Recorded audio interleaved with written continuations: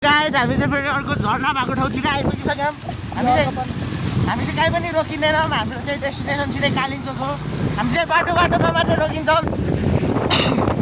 यो झर्ना चाहिँ मेरो टिकटकमा हेर्नु होला साथीहरू। हामी आइरहेको हुन्छौँ यो झर्नामा है।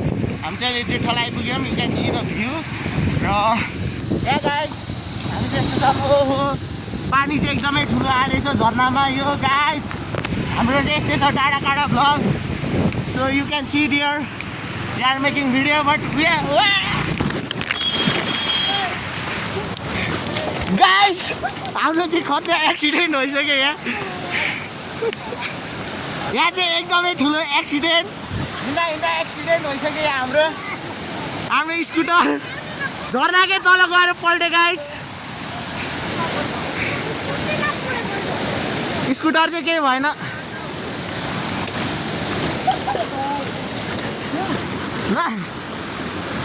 स्टार्ट गर्नु नि स्टार्ट। यहाँ गाइस हाम्रो चाहिँ आदिवासी जुत्ताहरू सबै भिजिसक्यो। You can see this. हाम्रो जुत्ता यस्तो भइसक्यो। सो यो मोटे पनि लड्यो।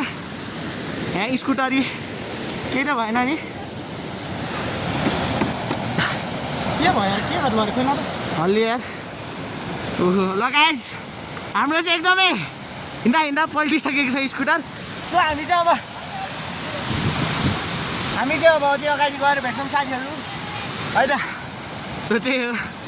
अब चाहिँ हामी जानुपर्ने हुन्छ। हामी रोकिँदैनौँ यस्तो। अर्को आयो गाइस। अर्को माछा मार्ने माझी आइसक्यो यतातिर।